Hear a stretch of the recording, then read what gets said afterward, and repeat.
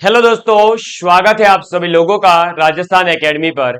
मैं परवीन सिंह आप सभी लोगों के साथ में, जैसा कि आप सभी लोग जानते हैं, लगातार एलडीसी एग्जाम, सीईटी एग्जाम, छात्रावास अधीक्षक एग्जाम के लिए साइंस और मैथमेटिक्स की क्लासेस लेकर के आ रहा हूं। साइंस की क्लास रेगुलर हमारे 8 बजे होती है और मैथमेटिक्स की क्लास रेगुलर 9 बजे होती है। साइंस के अंतर्गत हमने कंप्लीट सिलेबस जो है 131 वीडियोस के अंदर लगभग अभी तक कर लिया है। अभी भी उसके अंदर जो है लास्ट टॉपिक सूचना प्रौद्योगिकी चल रहा है। और उसी प्रकार से हमने गणित के अंदर 5 यूनिट कंप्लीट कर ली है। अभी जो है हम 6 नंबर की यूनिट, यानी आपकी जो 7th यूनिट है सिलेबस के अकॉर्डिंग, और हम जो कर रहे हैं वो 6 नंबर पर है। 5 यूनिट इससे पहले अपन कर चुके हैं। तो आंकड़ों का चित्रों के द्वारा निरूपण हो चुका है। केंद्रीय प्रवृत्ति के माप के अंदर मैंने आपको बताया था कि माध्य, माध्यिका या माध्यक और बहुलक के बारे में हमें पढ़ना है, जिसमें से माध्य के बारे में आपको पीवाईक्यूज के साथ में और अदर क्वेश्चंस प्रैक्टिस के साथ में कंप्लीट करवा दिया गया है। अब हम पढ़ने जा रहे हैं किसके बारे में आज? तो आज हम पढ़ने जा रहे हैं माध्यक के बारे में, यानी मीडियन के बारे में, और माध्यक कैसे ज्ञात किया जाता है, और माध्यक ज्ञात करने के बाद में बहुलक के बारे में पढ़ेंगे। और ये बहुत ही आसान है, माध्यक और बहुलक दोनों जब आप निकालना सीख लोगे तो फिर आपको एक मैं रिलेशन बताऊंगा माध्य, माध्यक और बहुलक के बारे में। उस रिलेशन पर भी कई बार जो है एग्जाम के अंदर क्वेश्चन आए हैं। ठीक है, तो चलिए एकदम बेसिक से हम पढ़ रहे हैं। आज की क्लास नंबर है हमारी 60। इससे पहले की सभी क्लासेस हमारे यूट्यूब चैनल पर प्लेलिस्ट के अंदर अवेलेबल है। आप लोगों को प्लेलिस्ट मिल जाएगी। पहली वीडियो से पढ़ते हुए आओगे तो एक अलग ही मजा आने वाला है और आपको एक अलग ही फीलिंग आने वाली है कि हाँ, गणित के अंदर भी जो है हम हमारा अच्छा स्कोर ला सकते हैं। चलिए तो देखिएगा, अब आप अपनी कॉपी में हेडिंग डालेंगे क्या? तो माध्यक या माध्यिका। ठीक, चलो, तो माध्यिका, मीडियन की बात करेंगे, मीन मोड मीडियन। ठीक है, अब देखिए, तो सबसे पहले आप इसके अंदर लिख लीजिए इसकी डेफिनेशन कि जब हम किसी श्रेणी को, यानी किसी भी सीरीज को आरोही या अवरोही, आरोही या अवरोही, ठीक है, किसी श्रेणी को आरोही या अवरोही क्रम में व्यवस्थित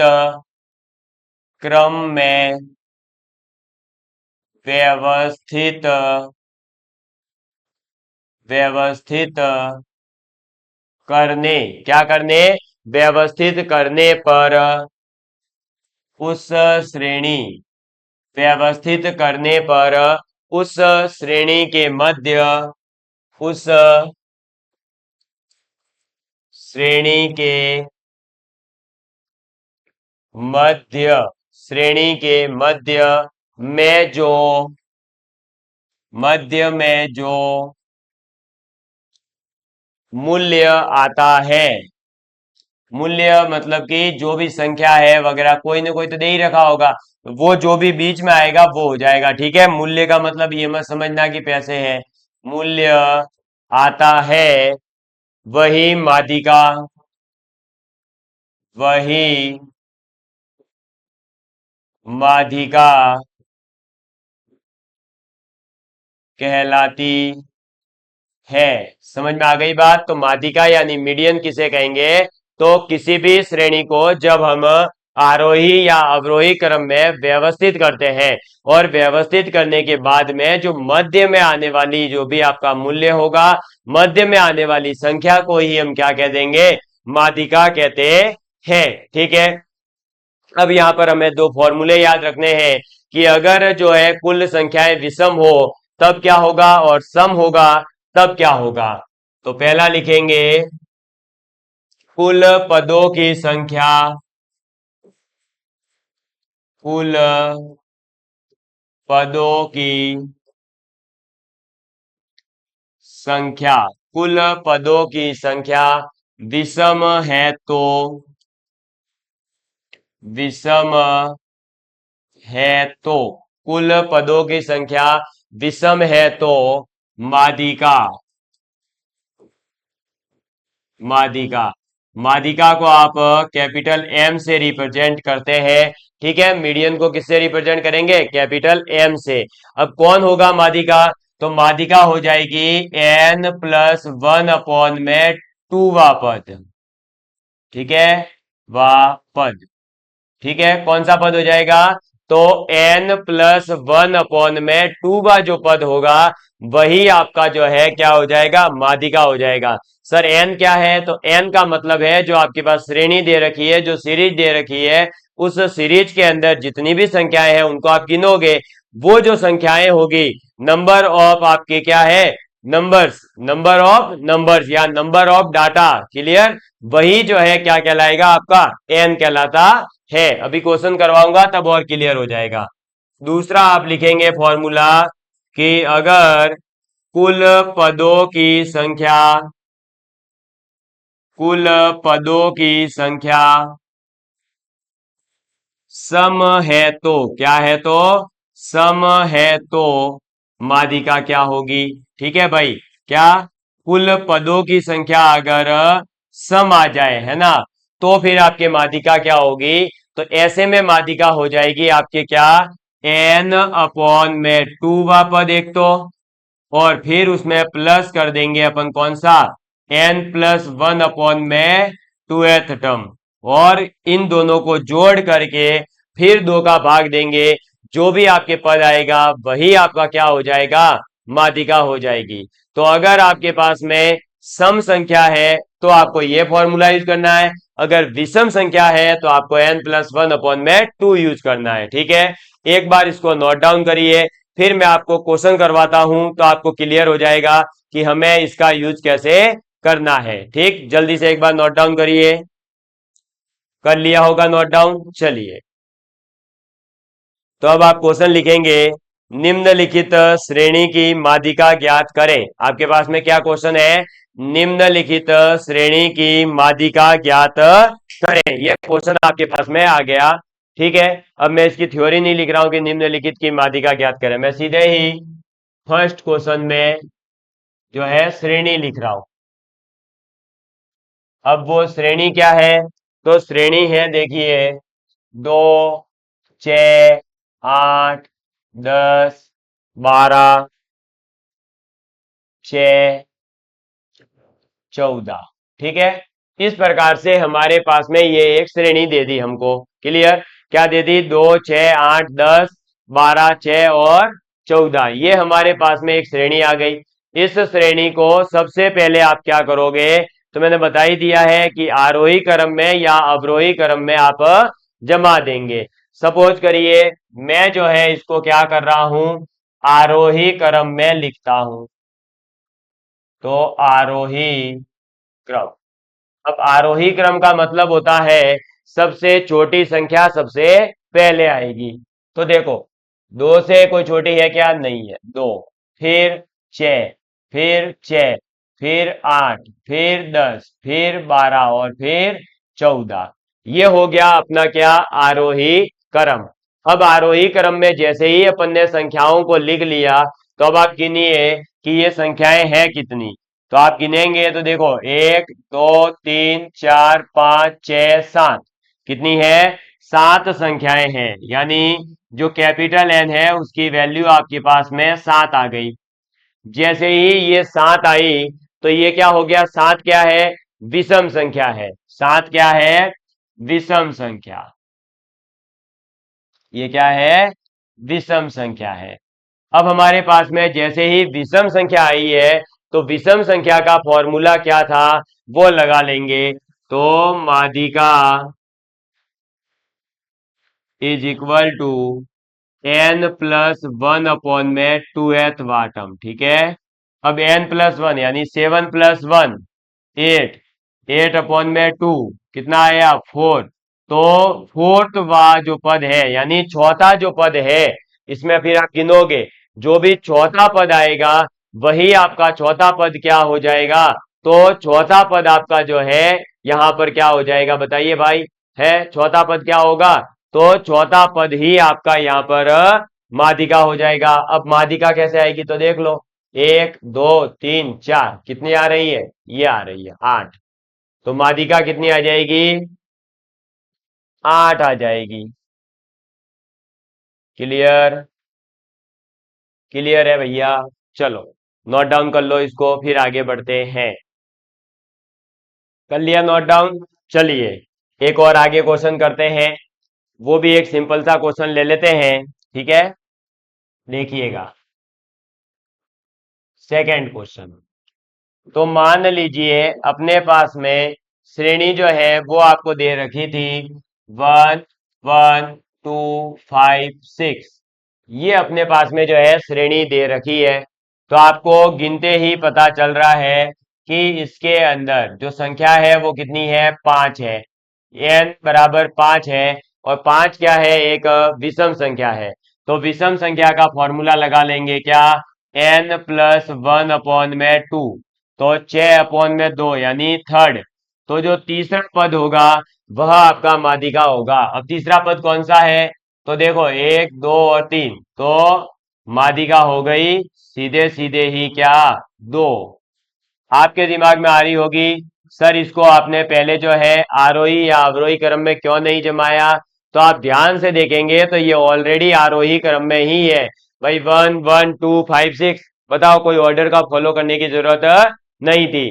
तो कई बार आपको एग्जाम के अंदर ऐसे क्वेश्चन भी मिलेंगे जहां पर आपको आरोही और अवरोही क्रम को जो है डिसाइड करने की जरूरत नहीं है। वो ऑलरेडी या तो पहले से ही अवरोही क्रम में होगी या पहले से ही आरोही क्रम के अंदर होगी। ठीक है, तो इस प्रकार से आप माध्यिका ज्ञात कर सकते हैं।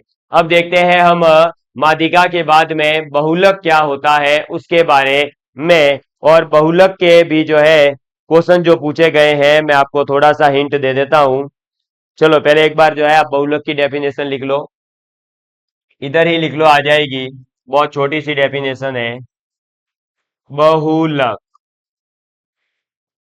ठीक है, बहुलक को इंग्लिश में कहा जाता है मॉड। क्या कहा जाता है? मॉड। तो किसी भी श्रेणी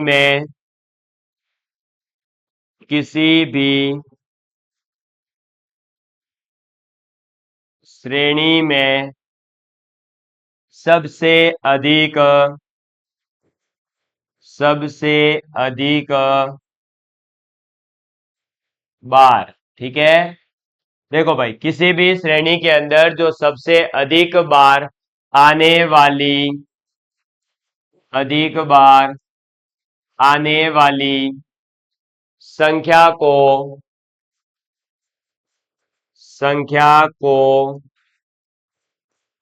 बहुलक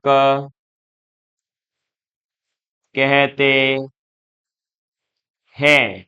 ठीक है, तो बहुलक का मतलब है कि आपके पास में जो एक श्रेणी दे रखी होगी उस श्रेणी के अंदर सबसे अधिक बार जो संख्या आ रही है, आप गिनोगे कि भाई सबसे अधिक बार कौन सी संख्या आ रही है। जो संख्या सबसे ज्यादा बार आ रही होगी, जो संख्या ज्यादा बार रिपीट हो रही होगी, उसी को आप क्या कह दोगे? बहुलक कह दोगे, यानी मॉड कह दोगे। समझ में आ गई बात? क्लियर है आप सभी लोगों को?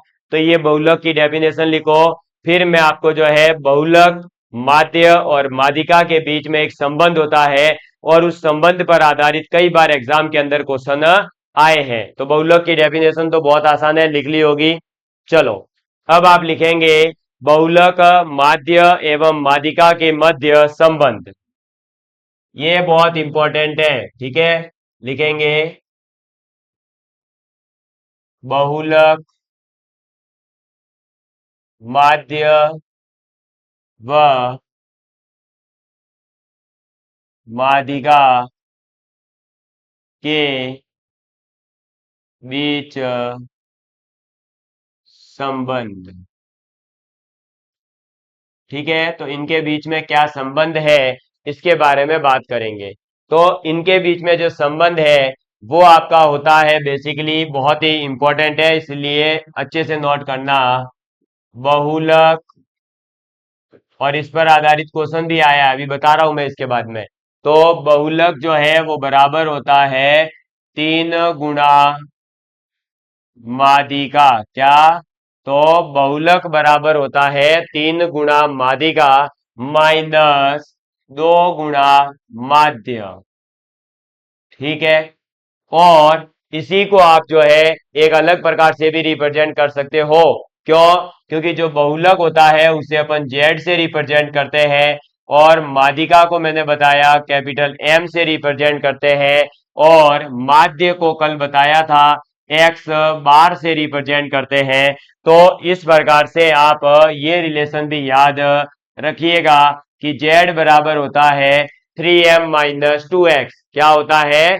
तो z यानी बहुलक बराबर होता है 3 इंटू माध्यिका माइनस 2 इंटू माध्य। समझ में आ गई बात?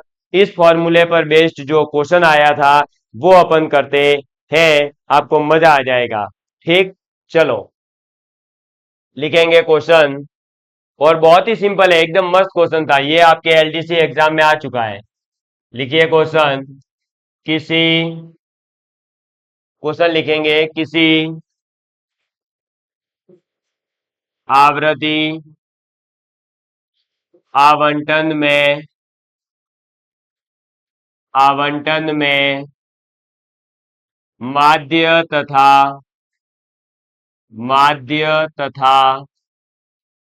माध्यिका, ये आया हुआ क्वेश्चन है, ठीक है ना, एज इट इज लिखवा रहा हूं, 2018 का क्वेश्चन है। माध्य तथा माध्यिका क्रमशः क्रमशः 52, यानी माध्य तो है 52 तथा 55, यानी माध्य जो है, माध्यिका जो है वो कितनी है? 55 है। तो आवंटन का बहुलक ज्ञात करें। ठीक है, ये आपसे क्वेश्चन पूछा गया है कि किसी भी आवृत्ति आवंटन में माध्य और माध्यिका अगर 52 और 55 है तो बहुलक क्या होगा? ऑप्शन ए आपको दिया गया था 61, ठीक है। ऑप्शन बी आपको दिया गया था 53.5। ऑप्शन सी आपको दिया गया था 53, और ऑप्शन डी आपको दिया गया था 54। समझ में आ गई बात? ये है आपके सामने क्वेश्चन।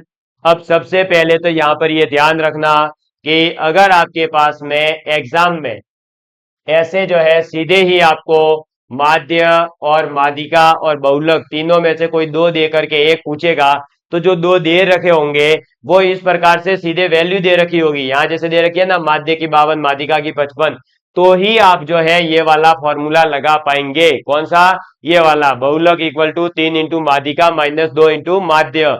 आप ऐसा नहीं कर सकते कि किसी क्वेश्चन के अंदर जो है आप माध्य निकाल रहे हो, पहले तो सीरीज दे रखी थी, उस सीरीज से आपने माध्य निकाला, माध्यिका निकाली, और फिर ये रिलेशन लगाओ और आंसर आएगा सही, तो नहीं आने वाला। ठीक है, वहां पर कोई इंसिडेंट से कभी आंसर आ जाए तो अलग बात है।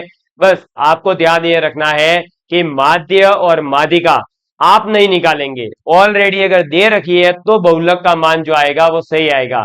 ठीक है, आप अगर आपको एक सीरीज दे दी जाए, जैसे पीछे देखो ये क्वेश्चन करवाया ना मैंने, ये वाला, जैसे अब ये सीरीज दे दी गई, अब इस सीरीज के अंदर जो है आप क्या करोगे, इसका आपने माध्यिका निकाला वो 8 आ रहा है, ठीक है। अगर इसका माध्य निकालोगे तो देखो अपन चेक करते हैं माध्य कितना आएगा, तो 6 और 6 12, 12 12 24, 24 और 2 24 और 2 28, ठीक है, सॉरी 26, 26 और 8 34, 34 और ये 24 कितना हो जाएगा 34, और ये जो है 24, 14 और 10, तो ये आ रहा है 58। 58 में आप जो है कितने का भाग दोगे? 3 3 6 और एक 7 का, तो देख लो पॉइंट के अंदर आ रहा है, ठीक है। तो माध्य अपना पॉइंट में आएगा, और माध्यिका अगर ऐसी आ रही है तो बहुलक भी पॉइंट में आएगा। लेकिन यहाँ सीधे सीधे दिख रहा है कि बहुलक जो है वो 6 होगा, क्योंकि 6 दो बार आया है, तो आया ना गलत आंसर। तो ऐसे जो है आपको अगर श्रेणी दे दी जाए तो श्रेणी के अंदर आप वह फॉर्मूला यूज नहीं करेंगे, वह संबंध यूज नहीं करेंगे। यह संबंध केवल और केवल कहां काम करेगा? जब ऐसा सिंपल सा क्वेश्चन आए और उसमें माध्य और माध्यिका के मान दे रखे हो, या माध्य और बहुलक दे रखा हो और माध्यिका पूछा हो, ठीक है। तो दो के जो सीधे सीधे मान दे रखे हैं तो ही इस फॉर्मूले का यूज करना है। आप सोच रहे होंगे कि सर ने ऐसा डेराइव किया इसलिए, नहीं, ये आपका मैथमेटिक्स का बहुत फेमस फॉर्मूला है, लेकिन ये हर जगह मतलब आप ऐसे श्रेणी के अंदर इसको वैलिड नहीं कर सकते। अब यहां पर क्या करोगे, बस मान पुट कर दो। चलो, तो बहुलक तो अपने को ज्ञात करना ही है, यानी जेड बराबर 3 इंटू मादिका यानी कि 55 माइनस 2 इंटू की 52। ठीक है, अब देख लो, 50 तिया 150 और 5 तिया 15, तो 15 और 150 कितना हो जाएगा 165। 52 का डबल कितना होता है 104। ठीक है, 165 में से 104 गया, 61 बचेगा। बस, तो यही आपका आंसर है, कितना 61। और 61 कहां पर है, ऑप्शन नंबर ए के अंदर है। और ये कब आया था, तो ये एलडीसी 2018 का क्वेश्चन है। कर लीजिए नोट डाउन और इसका स्क्रीनशॉट ले लीजिए। तो देख लीजिए आप, इस प्रकार के क्वेश्चन जो है आपसे एग्जाम के अंदर पूछे जा रहे हैं। ठीक है, तो आपको ये रिलेशन कहाँ यूज करना है वो भी बता दिया ना मैंने। कंफ्यूज बस मत होना। आपको अगर जो है कहीं पर माध्य और माध्यिका नहीं दे रखा और आपसे जो है ये कहा जा रहा है कि माध्य माध्यिका और बहुलक तीनों ज्ञात करो, तो आप ये रिलेशन यूज मत करना बस। ठीक, चलो, ले लिया स्क्रीनशॉट। आगे बढ़ते हैं। एक और क्वेश्चन आया था एलडीसी 2018 में ही, वो भी सिंपल सा क्वेश्चन था। देखेंगे क्या है क्वेश्चन। अच्छा क्वेश्चन है, संख्याओं के किस समुच्चय किस समुच्चय का माध्य माध्यिका माध्य माध्यिका एवं बहुलक बहुलक का मान सम्मान है। मान सम्मान है। ठीक है, ये क्वेश्चन पूछा गया है। ऑप्शन ए था 1 1 2 5 6। बी ऑप्शन था आपके पास में 1 3 3 3 5। ठीक है, इसके बाद में सी ऑप्शन था आपके पास में 2 2 2 2 4। और डी ऑप्शन था आपके पास में 1 1 1 2 5। ठीक है, ये जो है आपके पास में चार ऑप्शन थे। और इसमें क्या दे रखा है, तो बेसिकली देखो, चारों ऑप्शन के अंदर चार श्रेणियां दे रखी है। इन चारों श्रेणियों का आपको क्या करना है, माध्यम माध्यिका और बहुलक ज्ञात करना है। जिस भी श्रेणी का माध्यम माध्यिका और बहुलक तीनों समान आएंगे वह आपका आंसर हो जाएगा। तो अब आप क्या करेंगे, तो देखिए, सबसे पहले अपन जो है ऑप्शन नंबर 1 से अगर चलते हैं, तो देखिए 1 1 2 5 और 6। अगर इसका देखो, अब मैं शॉर्टकट में लिखूंगा, ठीक है, कैपिटल एम यानी माध्यिका। तो माध्यिका क्या हो जाएगी, तो ये 1 1 2 5 6 ऑलरेडी जो है एक आरोही क्रम के अंदर ही है। और ये 5 संख्याएं हैं, तो 5 + 1 यानी 6, 6/2 यानी तीसरा टर्म कितना है 2। तो एम जो माध्यिका है वो आ गई 2।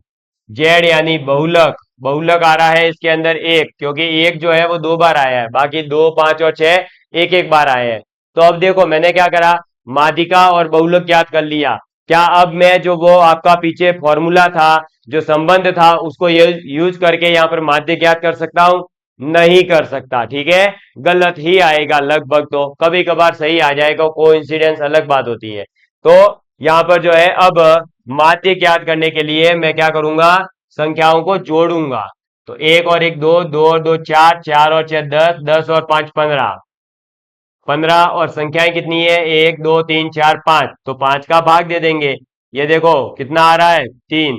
ठीक है, अगर आप वो फॉर्मूला यूज करते तो देखो क्या आता, तो बहुलक है 1 बराबर 3 इंटू माध्यिका है 2 माइनस 2 इंटू माध्य। अब ये कितना हो जाएगा 1 इज इक्वल टू देखो 6 - 2m। ये इधर आ जाएगा तो 2m, ये इधर चला जाएगा तो 5। देखो m बराबर आ रहा है 2.5, जबकि माध्य कितना आ रहा है 3 आ रहा है। तो देखा आपने, प्रूफ हो गया ना कि हमें ये फॉर्मूला यूज नहीं करना है। हाँ, सीधे सीधे अगर आपको वैल्यू दे रखी है तो आप कर सकते हैं। तो यहां से देखो, माध्य, माध्यिका और बहुलक तीनों के तीनों 1 2 3 आ रहे हैं, तीनों अलग है। बी ऑप्शन में चलते हैं। तो देखो 1 3 3 3 5 है। तो अगर मैं इसका जो है बहुलक लिखूं यानी जेड लिखूं तो 3 आएगा। अगर मैं इसकी माध्यिका लिखूं तो देखो 1 3 3 3 5 ऑलरेडी आरोही क्रम में है, पांच संख्याएं हैं, 5 प्लस 1 6, 6/2 करो कितना आएगा, तीसरा, तीनवा टर्म। तो तीसरा टर्म कौन सा है, तो 1 2 3 थर्ड है तो 3 ही आ गया। अब माध्य ज्ञात करते हैं। तो देखिए 3 और 3 6, 6 और 3 9 और 1 10, 10 और 5 15, 15/5 कितना आ जाएगा, 3। तो वेरी गुड, देखिए बहुलक, माध्यिका और माध्य तीनों के तीनों कितने आ रहे हैं, 3। इसका मतलब तीनों के तीनों सेम है। ऑप्शन नंबर बी आपका राइट आंसर हो जाएगा। क्या आंसर हो जाएगा, 1 3 3 5। ये जो है आपका ऐसा समुच्चय है जिसका माध्य, माध्यिका और बहुलक तीनों के तीनों क्या है, समान है। आप आगे भी चेक करना चाहें तो करिए। चलो और प्रैक्टिस होगी। तो देखिए 2 2 2 2 4, तो इसका जेड निकल कर आ गया 2। अगर माध्यिका की बात करें तो वही 5 टर्म है तो तीसरा यानी 2। अब माध्य ज्ञात करते हैं। तो देखो 2 2 2 2 कितनी बार है, 4 बार यानी 8। 8 और 4 कितना हो जाएगा, 12। 12 के अंदर 5 का भाग दो। तो 12 में जब आप 5 का भाग दोगे, 5 दूनी 10, पॉइंट 5 चौक 20 कितना आ रहा है, 2.4 आ रहा है। तो ये गलत हो गया। इधर देखो तो बहुलक आ जाएगा 1, माध्यिका आ जाएगी 1, और माध्य की अगर मैं बात करूं तो 5 और 2 7, 7 और 1 8, 8 और 9 10, 10/5 कितना आ रहा है, 2। तो आपने देखा कि चारों के चारों जो ऑप्शन थे उसमें से केवल और केवल बी ऑप्शन आपका राइट है, जिसका माध्य, माध्यिका और बहुलक तीनों के तीनों क्या आ रहे हैं, इक्वल आ रहे हैं। आप एक बार इसको नोट डाउन करिए, फिर मैं और देखता हूं आपके लिए कोई अच्छा सा क्वेश्चन होगा तो। ठीक है, चलो लिखेंगे जल्दी से। ठीक है, देखिए आपके लिए अब जो है कोई क्वेश्चन तो नहीं है, लेकिन एक और रिलेशन है छोटा सा, वो भी मैं आपको बता देता हूं। हालांकि इस पर बेस्ड क्वेश्चन अभी तक कहीं पर भी नहीं आया, लेकिन अगर आ जाए तो आप क्या करेंगे। तो देखिए आपके पास में जो आपको बताया जा रहा है उसको आपको सही से नोट डाउन करना है। एक्स बार माइनस कैपिटल एम, ठीक है, इसका अनुपात किसके साथ में, तो कैपिटल एम माइनस जेड के मॉड के साथ में, और इसका अनुपात जेड माइनस माध्य के साथ में कितना आता है। तो ये जो अनुपात है, ये जो रेशियो है वो आता है 1:3। इसका मतलब क्या है वो देखो आप, ये जो दोनों तरफ दो लाइनें खींची है, इन दोनों लाइनों का मतलब होता है मॉड। ठीक है, इसका मतलब क्या होता है, मॉड, मॉडुलस गणित के अंदर। और गणित में अगर जो है किसी भी संख्या के दोनों ओर इस प्रकार से लाइन खींच दी जाए तो आपको ये समझना है कि वह और कुछ भी नहीं, वह उस संख्या को पॉजिटिव कर रहा है। जैसे कि देखो, ये करने का मतलब ये है कि मान लो आपने जो है x माइनस एम किया, और आपके पास में जो आंसर आएगा वो मान लो आ गया -2। ठीक है, x माइनस एम करने पर आपका आंसर कितना आ गया, -2। और एक आपने क्या करा, m माइनस जेड करा और आंसर आ गया 2। तो अगर आप सामान्य स्टूडेंट है, आपने गणित के अंदर मॉड को नहीं पढ़ा है, तो आप ये कहेंगे कि ये जो है दोनों के दोनों अलग अलग है, क्योंकि x माइनस एम -2 है और m माइनस जेड 2 है। 2 और -2 बराबर नहीं होते हैं, बिल्कुल सही बात है, ये दोनों तो बराबर नहीं होते हैं। लेकिन जब इन दोनों के दोनों और इस प्रकार से लाइन खींच दी जाती है तो उसका मतलब होता है कि जो नेगेटिव 2 था वो भी अब क्या हो जाएगा, पॉजिटिव 2 हो जाएगा, यानी ये भी अब जो है +2 में कन्वर्ट हो जाएगा। और ऐसे फिर जो है ये और ये आपस में क्या हो गए, बराबर हो गए। तो आपको ये दोनों तरफ लाइन खींचने का मतलब केवल इतना है कि इनका जो भी अंतर आएगा वो आपको नेगेटिव नहीं लेना है, जो भी अंतर आ रहा है वह हमेशा पॉजिटिव ही लेना है। अगर नेगेटिव भी आ रहा है तब भी पॉजिटिव लेना है। तो आपका माध्य माइनस माध्यिका का अंतर, माध्य और माध्यिका का अंतर, फिर माध्यिका और बहुलक का अंतर, फिर बहुलक और माध्य का अंतर, इन तीनों का अगर अपन अनुपात निकालते हैं तो वह अनुपात कितना आता है, 1, 2 और 3 इनका अनुपात आता है। समझ में आ गई बात? ये चीज आपको याद रखनी है। ये आपके कैसे काम आएगी, तो मान लो ये दो चीज दे देगा, इसमें से एक कोई पूछा जाए तो वहां पर जो है आप ये अनुपात यूज कर सकते हैं। कौन सा? ये वाला अनुपात, 1, 2 और 3। यहां पर मीनिंग तो आपको पता है ना? नहीं पता है तो लिख लो। एक्स बार का मतलब है माध्य और एम का मतलब है माध्यिका और जेड का मतलब है बहुलक। ठीक है, इंग्लिश में ध्यान रखना हो तो ये है मोड, ये है मीडियन और ये है मीन। तो आज अपन ने केंद्र प्रवृत्ति के माप का जो मेन कॉन्सेप्ट है मीन मोड मीडियन, उसको कंप्लीट कर दिया है।